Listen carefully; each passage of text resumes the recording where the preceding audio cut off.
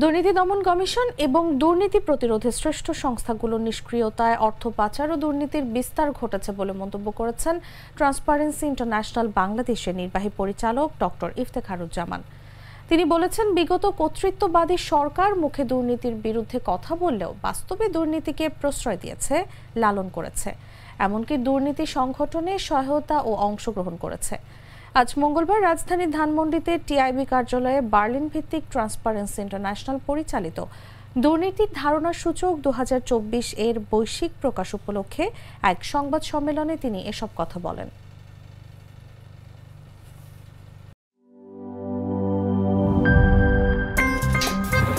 আমার একটা স্মার্ট সিদ্ধান্তে 25% গ্যাসের খরচ কমেছে। ভাবছেন কিভাবে? সাধারণ গ্যাস স্টোভ বদলে আমি এনেছি আরএফএল গ্যাস স্টোভ। এর সাইন্টিফিক নজল ও ব্রাস বার্নার ক্যাপ সমানভাবে তাপ ছড়িয়ে রান্না করে দ্রুত, তাই গ্যাসও বাঁচায় 25%, টাকাও বাঁচে 25%। আরএফএল গ্যাস স্টোভ নিরাপদ ও গ্যাস সাশ্রয়ী।